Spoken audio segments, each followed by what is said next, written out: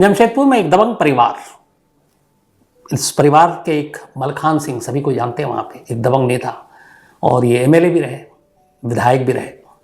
तो पूरा परिवार अच्छा खासा दबंग, इनकी अच्छी खासी शहर में एक तरह से रोब रुतबा।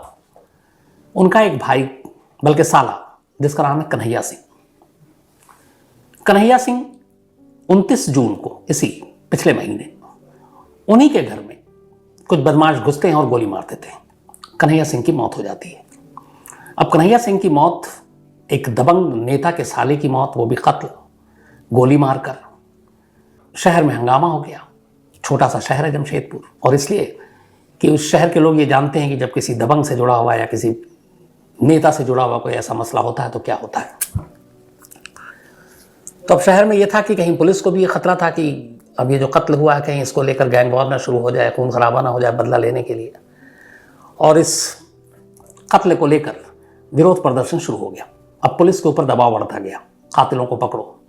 तमाम नेताओं ने भी धरने प्रदर्शन, चक्का जाम शुरू कर दिया। और चूंकि कांग्रेस से ताल्लुक था मलखान सिंह का, कांग्रेस के एमएलए रहे, तो कांग्रेसी नेता भी सब उतर आए सड़क पर। जो झारखंड के पूर्व मुख्यमंत्री हैं वो भी, उन्होंने इस कत्ल को लेकर अपनी बयान दिए। अब कांग्रेसी नेता सब धरना प्रदर्शन भी कर रहे हैं, शहर में लोग भी कर रहे हैं, और जो मलखान सिंह के लोग हैं, जो चाहने वाले, वो भी कर रहे हैं। पुलिस के ऊपर प्रेशर है। यहाँ तक कि मलखान सिंह ने अपनी तरफ से ऐलान कर दिया कि जो भी कातिल का सुराग देगा उसको वो 1 लाख रुपए देंगे। अब मलखान सिंह अपने साले के कातिल के लिए 1 लाख रुपए का इनाम देने का ऐलान कर रहे हैं, और पुलिस के ऊपर प्रेशर है कि कातिल को पकड़ो, जल्दी पकड़ो। मामला पॉलिटिकल हो गया। अब यहाँ से पुलिस अपनी तफ्तीश शुरू करती है। दबाव तो था ही था। अब पुलिस सबसे पहले घर वालों से तमाम चीज़ पूछताछ करती है। कोई ऐसी बात सामने नहीं आती जिससे पुलिस को कोई शक हो।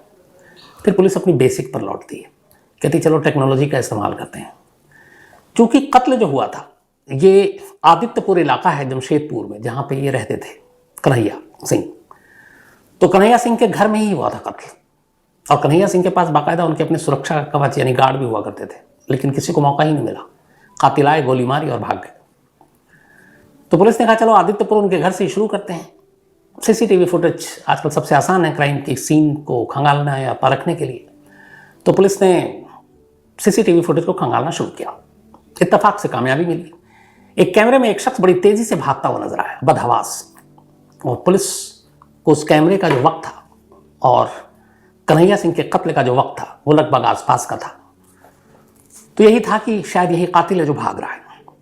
इसके अलावा कुछ और परछाइयां भी थी, लेकिन कैमरे की इमेज बड़ी साफ नहीं थी, धुंधली सी थी। रात का वक्त भी था और थोड़ी दूरी की वजह से भी। तो अब पुलिस को लेकिन ये मिला कि हाँ, इस वक्त पे जिस वक्त कत्ल हुआ है, जो चश्मदीदों ने जो टाइम बताया, उस हिसाब से एक शख्स भाग रहा बदहवास। पुलिस ने शायद उसको जीरो इन करना शुरू किया।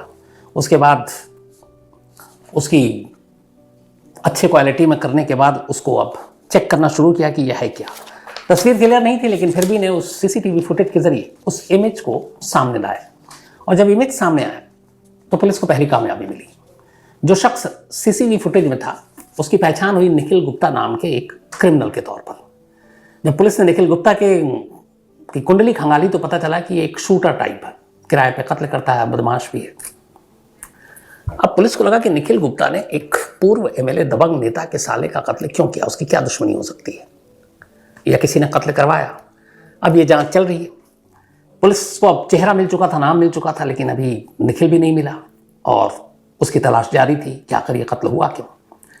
लेकिन फिर भी उधर धरना प्रदर्शन चल रहा है। पुलिस ने परिवार को ये तसल्ली देने की कोशिश की कि हमने कातिल को ढूंढ लिया है। निखिल गुप्ता का नाम भी बताया, लेकिन परिवार मानने को तैयार नहीं कि वो करेगा। उनकी नज़र में ये बहुत बड़ी साजिश थी। तो 1 लाख का इनाम अब भी कायम है मलखान सिंह की तरफ से। अब पुलिस निखिल गुप्ता के कॉल डिटेल को खंगालती है तो पता चला कि हाँ, जिस रात कत्ल हुआ उसका पूरा लोकेशन उधर ही था। उसके बाद उसके कॉल डिटेल को और जब आगे तक खंगाला गया तो पता चला कि अब तो वो शहर छोड़कर भाग चुका है और बनारस पहुंच गया है। अब ये सारी चीज़ें मिली। कॉल डिटेल से एक और चीज़ पता चली कि कत्ल से पहले उस दिन लगातार निखिल गुप्ता एक नंबर पे सबसे ज़्यादा बात कर रहा था, और ये नंबर था राजवीर नाम के एक नौजवान का। अब पुलिस को लगा कि राजवीर कौन है, सबसे ज़्यादा कॉल उसी के नंबर पे, एन कत्ल से पहले, कत्ल के बाद, कत्ल के फिर कई घंटों बाद भी। अब पुलिस ने राजवीर को टटोलना शुरू किया तो पता चला कि राजवीर कभी इन्हीं कन्हैया सिंह के पड़ोस में रहा करता था। अब राजवीर की और कुंडली खंगाली गई तो पता चला कि राजवीर कन्हैया सिंह की एक बेटी जिसका नाम अपर्णा सिंह है, उसका बॉयफ्रेंड हुआ करता है। और जब डिटेल में पुलिस ने छानबीन की तो पता चला कि इन दोनों ने स्कूलिंग साथ में की, और जब ये 8वीं में थी अपर्णा और 10वीं में था राजवीर, तभी इन दोनों में दोस्ती हुई, फिर प्यार हो गया। फिर ये मामला कॉलेज तक चला और दोनों एक दूसरे को प्यार करते थे। और ये पड़ोस में रहता था अपर्णा के ही घर के। तो मुखबिरों और बाकी लोगों से पता चला कि इन दोनों के इस प्यार के रिश्ते की खबर कन्हैया सिंह को लग गई, और कन्हैया सिंह ने इसके ऊपर फिर गुस्सा हुए, अपनी बेटी को डांटा और साथ में फिर राजवीर को बुलाकर कई बार डांटा। बट इन दोनों का मिलना जुलना, बातचीत जारी रहा। ये बात कन्हैया सिंह को पता चली, वो फिर नाराज़, और कन्हैया सिंह ने फिर राजवीर को न सिर्फ कई बार बुलाया, धमकाया, बेइज्जत किया। फिर उसके परिवार वालों को भी धमकी देनी शुरू की कि अगर तुम्हारा बेटा मेरी बेटी के करीब आया, पीछा नहीं छोड़ा, तो सबको मार डालेंगे। राजवीर के माँ बाप शरीफ थे, उन्हें लगा कि ये दबंग परिवार है, इनका जीजा जो है वो एक्स MLA है, शहर में रुतबा है, और हम सीधे साधे लोग, पता नहीं क्या हो जाए। तो राजवीर के माँ बाप ने कहा कि बेहतर यही है, जान बचाओ और इस इलाके से निकल जाओ। उन्होंने वो इलाका छोड़ दिया, अपना घर बेचकर दूर उस बस्ती से कहीं और जाकर बस गए। लेकिन राजवीर और अपर्णा का प्यार जारी था। इस दौरान राजवीर को उसके घर वालों ने, माँ बाप ने समझाया कि बेटा, जिस जगह तू जा रहा, जिस रास्ते पे जा रहा, वो अच्छे लोग नहीं हैं। मैं तेरे प्यार के खिलाफ तो नहीं हूँ, लेकिन उनकी परिवार जो है वो शायद हमें बख्शेगा नहीं। तो राजवीर को भी इस बात का एहसास हुआ कि शायद अपर्णा के साथ प्यार उसके परिवार पर भी भारी पड़ेगा। उसने फिर अपर्णा से बात की और कहा कि हमारा रिश्ता यहीं तक हम खत्म कर देते हैं। लेकिन एक रोज़ अचानक ये हुआ कि अपर्णा ने एक वीडियो शूट किया। उसने चूहे मारने वाली दवा जो है, जहर है, उसको लिया और वीडियो में पूरा उसने बोला कि अब मैं खुदकुशी करने जा रही हूँ, तुम्हारे बिना जी नहीं पाऊंगी, और तुमने मुझे छोड़ा, मुझसे अलग हुए तो मैं मर जाऊंगी, और ये वीडियो शूट कर रही हूँ, तो अपना जवाब दो कि तुम मुझे छोड़ोगे नहीं, तुम मुझे प्यार करोगे। इस वीडियो को देखने के बाद राजवीर डर गया। उसे लगा अगर अपर्णा ने ऐसा कुछ कर लिया तो उसके घर वाले तो फिर तो उसके पूरे फैमिली को ही मार डालेंगे। फिर उसने अपने फैसले को पलटा और अपर्णा को कहा, ठीक है, मैं तुम्हें छोड़ूंगा नहीं। इसके बाद दोनों में फिर बातचीत शुरू हो गई, मिलना जुलना शुरू हो गया, और इत्तेफाक से ये बात फिर कन्हैया साहब को पता चल गई, जो अपर्णा के पिता थे। वो फिर नाराज़ हुए, फिर धमकी दी। अब इन तमाम धमकियों से राजवीर बड़ा अजीब से उसकी हालत हो गई। उसे लगा कब तक ऐसे चलेगा, शादी होगी नहीं शायद, और ये उसके परिवार को नुकसान न पहुंचाए। तो उसे लगा कि कुछ ऐसा करूं जिससे ये डर और दहशत दूर हो जाए। इसी सोच के साथ वो भटकता रहा। इसी भटकाव के दौरान उसकी मुलाकात निखिल गुप्ता नाम के एक बदमाश से हुई। ये एक शूटर भी था। उसने अपने मन की बात बता दी। अच्छा, उस इलाके में ज़्यादातर लोगों को पता था कि कन्हैया सिंह की बेटी के साथ राजवीर का इश्क है। तो निखिल गुप्ता ने जब ये सुना तो उसने कहा कि मैं भी कन्हैया सिंह से बड़ा तंग आया हूँ और मैं भी बदला लेना चाहता हूँ। तो उसने पूछा, तुम क्यों? तो उसने कहा कि मैं कई बार उस इलाके में जाता हूँ, क्योंकि वो बदनाम शख्स था निखिल गुप्ता क्राइम की दुनिया में। तो जब भी कन्हैया ने देखा तो उसे डांटा वाटा, अपने भाई की भी धमकी दी और कहा इस इलाके में दिखाई दिए तो मार देंगे। तो उसने कहा बड़ी बेइज्जती फील हुई और मैं चाहता हूँ कि कन्हैया सिंह को ठिकाने लगा दूँ। अब दो लोग एक साथ एक सोच के साथ आ गए, वो ये कि कन्हैया सिंह को ठिकाने लगा दें। और इसी के बाद इन्होंने प्लानिंग शुरू की। अब पुलिस को पता चला इन दोनों की, पहले तो निखिल गुप्ता के CDR से कि वो बनारस में है। उसके बाद राजवीर के जब फ़ोन के जरिए पता चला तो पता चला कि वो कोलकाता के है, वहाँ किसी फार्म हाउस में है। पुलिस की टीम पहुँचती है झारखंड की दोनों जगह, और सही सूचना थी तो बनारस से एक और कोलकाता से दूसरा, इन दोनों को गिरफ्तार कर जमशेदपुर ले आती है। जमशेदपुर लाने के बाद शुरू में दोनों इधर उधर भटकाते हैं पुलिस को, लेकिन फिर आखिर में सारी सच्चाई बता देते हैं। अब पुलिस ने लगभग केस सुलझा लिया। कातिल के तौर पर इन दोनों को भी पकड़ कर ले आए। अब जमशेदपुर और झारखंड पुलिस को लगा कि चलो जो पुलिस के ऊपर प्रेशर था वो भी खत्म हो गया। लेकिन इस दौरान भी धरना प्रदर्शन जारी है और कुछ कांग्रेसी के जो इलाकाई नेता हैं वो लगातार कर रहे थे कि नहीं, ये साजिश बड़ी है, और वो चक्का जाम, सड़क जाम, ये सारी चीज़ें कर रहे हैं। पुलिस के खिलाफ नारेबाजी भी हो रही है। और मरखान सिंह का 1 लाख का इनाम अब भी कायम है कि जो भी सही सुराग देगा कातिल का। अब पुलिस को लगा कि दोनों को पकड़ लिया, ये दोनों ने कबूल भी कर लिया, लोग मान नहीं रहे। पुलिस ने फिर से इंट्रोगेशन करना शुरू किया, पूछताछ शुरू की। इसके बाद राजवीर से उसने पूछा कि तुम एक शरीफ घर के लड़के हो, चलो निखिल गुप्ता तो है वो एक क्रिमिनल बैकग्राउंड का है, तुम प्यार करते तो और भी रास्ता था, तुम उसको लेकर भाग सकते थे या कुछ और कर सकते थे, तो उसके ही पिता को मारने का क्या मतलब? इसके बाद राजवीर ने कहानी सुनाई, और इस कहानी को सुनने के बाद पूरा जमशेदपुर शहर एक बार फिर से चौंक उठा। कहानी कुल ये थी कि स्कूल से ही दोनों मिले, दोनों में प्यार हुआ, फिर कॉलेज पहुंचे, रिश्ता कायम रहा। धीरे धीरे वक्त बीता, लेकिन अपर्णा के पिता को ये बात पता चली। अपर्णा की शादी वो अब कहीं और करना चाहते थे। अपर्णा राजवीर से करना चाहती थी, राजवीर से वो करना नहीं चाहते थे। और ये बात धीरे धीरे अपर्णा के मन में बैठ गई कि उसके घर वाले शादी करने नहीं देंगे, और वो शादी के लिए जिद में थी कि वो करेगी तो राजवीर से, और कोई रास्ता उसे नजर नहीं आ रहा था। पिछले बर्थडे में, अपर्णा का बर्थडे उसके घर वालों ने बड़ी धूमधाम से मनाया। उसके पिता ने भी कहा कि चलो अब इसको भुला देते हैं राजवीर, और उसकी कहीं अच्छा लड़का देखकर शादी कर देते हैं। उन्होंने इस बर्थडे पे 1 लाख रुपए की हीरे की एक अंगूठी अपनी बेटी को तोहफे में दी। कन्हैया सिंह ने अपर्णा को, अपनी बेटी को। बर्थडे के बाद लगा सब कुछ ठीक ठाक है, लेकिन अपर्णा कुछ और सोच कर बैठी थी। उसे मालूम था कि जब तक उसके पिता हैं, उसकी यह ख्वाहिश कभी पूरी नहीं होगी कि राजवीर से उसकी शादी हो जाए। इसी के बाद उसने एक दिन राजवीर से कहा, उसने कहा कि देखो, मैं तुम्हारे बिना एक दिन वीडियो बनाई थी कि मैं जहर खाकर मर जाऊंगी।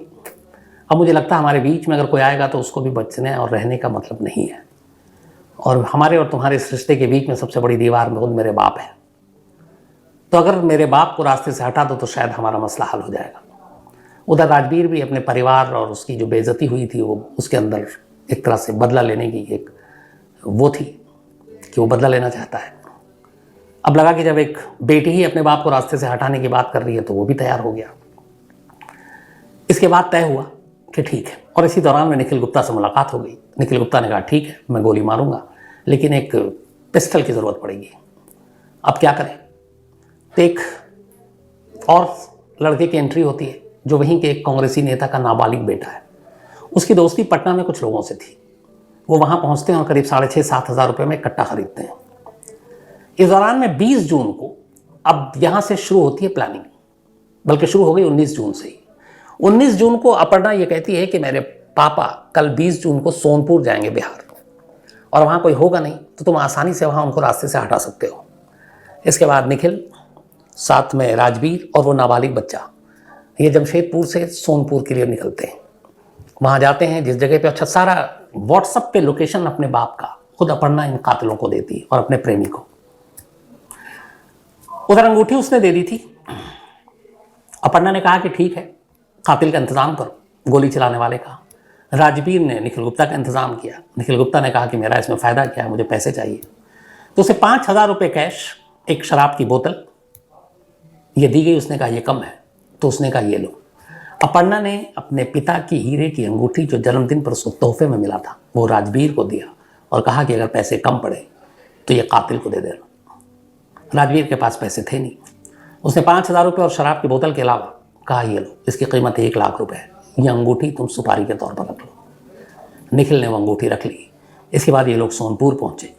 कट्टा ले चुके थे, लेकिन वहाँ देखा कि काफ़ी भीड़ है, और उस भीड़ में गोली चलाकर भागना मुश्किल है। तो इनका ये इरादा वहीं ख़त्म हो गया, प्लान ड्रॉप हो गया, और ये लोग बिना कन्हैया को गोली मारे वहाँ से वापस लौट आए। अब अपर्णा ने कहा कि मैं तुम्हें इन्फॉर्म करती रहूँगी कब मेरे पापा अकेले होंगे। 20, 21, 22, 23 गुजरता रहा। 29 जून की शाम को अचानक अपर्णा ने कहा कि आज कुछ फंक्शन है किसी एक घर में, तो पापा लेट आएंगे, और जब लेट आएंगे तो सन्नाटा होगा मेरे घर के आसपास, तो आज मौका है। 29 जून की रात को पहले से ही उसने निखिल गुप्ता और राजवीर को अपने घर में बुलाया और छत पर छुपा दिया। देर रात इसके फादर लौटते हैं। जैसे ही वो घर में सीढ़ी पर चढ़ रहे होते हैं, निखिल गुप्ता कट्टा निकालता है और गोली मार देता है, और इसके बाद वो लोग वहाँ से भाग जाते हैं। और इस तरीके से एक बाप ने जो अपनी बेटी को जन्मदिन पर तोहफे में एक हीरे की अंगूठी दी, बेटी ने वही अंगूठी अपने उसी बाप के सुपारी के नाम कर दी। अब दूसरा ये कि इधर जीजा जो है उधर मलखान सिंह, उन्होंने 1 लाख का इनाम का ऐलान कर रखा है। नेता जो है वो सड़क पे धरना प्रदर्शन कर रहे हैं, और उस पूरे धरना प्रदर्शन को, कातिलों को पकड़ने के लिए जो लीड कर रहा था एक नेता कांग्रेस का, उसका अपना नाबालिग बेटा, पता चला कि इस पूरे कत्ल की साजिश में वो भी शामिल है। और ये जो शामिल है नाबालिग, इसने कत्ल के लिए वो कट्टा दिलवाया पटना से 6,500 से 7 हज़ार रुपये के दरमियान। तो जो लोग कातिल को पकड़ने के लिए, कातिल की गिरफ्तारी के लिए पुलिस पर दबाव डाल रहे थे, धरना प्रदर्शन कर रहे थे, पता चला कि उन्हीं में से एक इस कत्ल की साजिश में शामिल है। और जो लोग कातिल को पकड़ने के लिए गुस्सा हो रहे थे और जो खुद परिवार के लोग इनाम का ऐलान कर रहे थे 1 लाख रुपए, पता चला कि कातिल कोई और नहीं, उनके ही अपने परिवार की एक बेटी है। ये बात सुनकर किसी को यकीन ही नहीं हुआ, लेकिन पुलिस के पास सारे पुख्ता सबूत थे। वो सीडीआर, डिटेल, रिलेशन, बातचीत, दोनों की लोकेशन, अपर्णा के साथ उसका रिश्ता, और कातिल के पास, निखिल गुप्ता के पास से बरामद हीरे की वो अंगूठी जो बतौर सुपारी दी गई थी। ये सारे सबूत काफ़ी थे। और इसी के बाद फिर पुलिस ने अपर्णा को उसके घर से गिरफ्तार किया, जिसके बाद के कत्ल के लिए लगातार धरना प्रदर्शन चल रहा था। कातिल घर में ही था। खुद अपर्णा के अपने घर वालों को यकीन नहीं हुआ। कन्हैया के जीजा मलखान सिंह, जिन्होंने ऐलान किया था, उन्हें भी पछतावा हुआ कि उन्होंने क्या किया। और वो कांग्रेसी नेता जिन्होंने धरना प्रदर्शन किया था, उनका अपना नाबालिग बेटा भी इसमें निकलेगा, उन्हें भी यकीन नहीं था। तो इस तरीके से इस कहानी का क्लाइमेक्स सामने आया, एक अफसोसनाक कहानी।